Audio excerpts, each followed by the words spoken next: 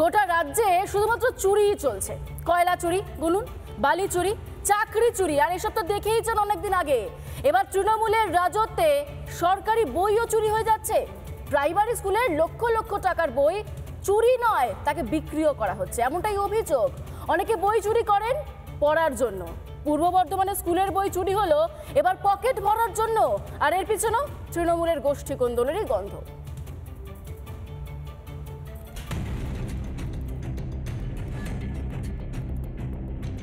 Primary স্কুলের পড়ুয়াদের বই দেয় রাজ্য সরকার, এই নিয়ে জোর প্রচার করে তৃণমূল। সেই বই নাকি বিক্রি করছেন স্কুল পরিদর্শক।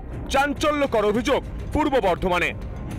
কয়লা চুরি, বালি চুরি, গরু চুরি আমরা দেখেছি, মিড ডে মিলে খাবার চুরি, মিড ডে মিলের চাল চুরি, সেগুলো দেখেছি।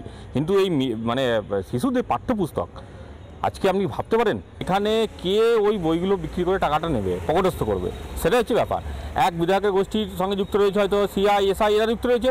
আবার যারা অভিযোগ করছে যে সমস্ত শিক্ষকরা, তারা হয়তো দেখা যাবে তৃণমূলেরই হয়তো কোনো শিক্ষক সমিতির তারা সদস্য রয়েছে।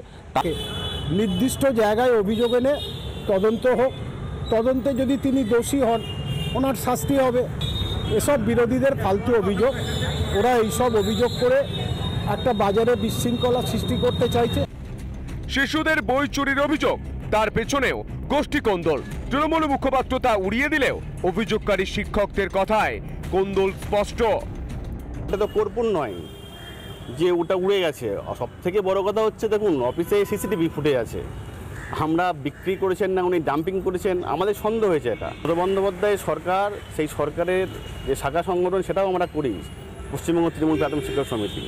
আমরা যখন বই চাইতে যাই ছাত্রছাত্রীদের জন্য, তখন টিচারদের কপি তো থাকেই না। ছাত্রছাত্রীরা কোনো কারণে ধরুন একটা দুটো বই ভিজিয়ে ফেললো বা হারিয়ে গেল, তখন বইগুলো দেওয়া হয় না। বইগুলো স্ট্যাগ হয়েছিল। কে বিক্রি করলেন? এসআই, বইয়ের অথরিটি তো ওনারই। কোথাকার এসআই? সদর নর্থ সার্কেলের এসআই সৌমেন মণ্ডল। অভিযুক্ত স্কুল পরিদর্শক পাল্টা সরব হয়েছেন অভিযোগকারীদের বিরুদ্ধেই। অতি সম্প্রতি আমাদের যে অফিসে প্রচুর আনইউজড কাগজ, খবরের কাগজ, বিভিন্ন পেটি, প্যাকেট এসব পড়েছিল, সেগুলো আমরা পরিষ্কার করেছি। আর এই যে যারা অভিযোগ করেছে ঠিকঠাক স্কুল করে না, এমনকি তারা যদি ছুটি নেয় তারা মনে করে যে অফিসকে না জানিয়ে গেলেও চলবে। এই যেমন গত 21শে জুলাই এই টিচারদের মধ্যে একাধিক টিচার অফিসকে না জানিয়ে ছুটির অ্যাপ্লিকেশন না দিয়ে তারা কিন্তু 21শে জুলাই পালন করতে গেছিল শহীদ স্মরণে।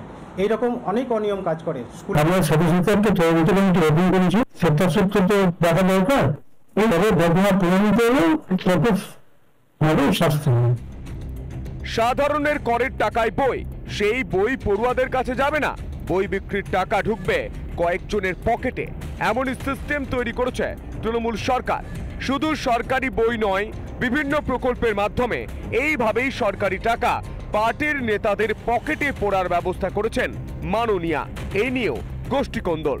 পূর্ব বর্ধমান থেকে সন্তোষ দাসের রিপোর্ট, রিপাবলিক বাংলা। নানা ধরনের কন্টেন্ট দেখার জন্য লাইক করুন, শেয়ার করুন আমাদের ফেসবুক পেজ, সাবস্ক্রাইব করুন আমাদের ইউটিউব চ্যানেল।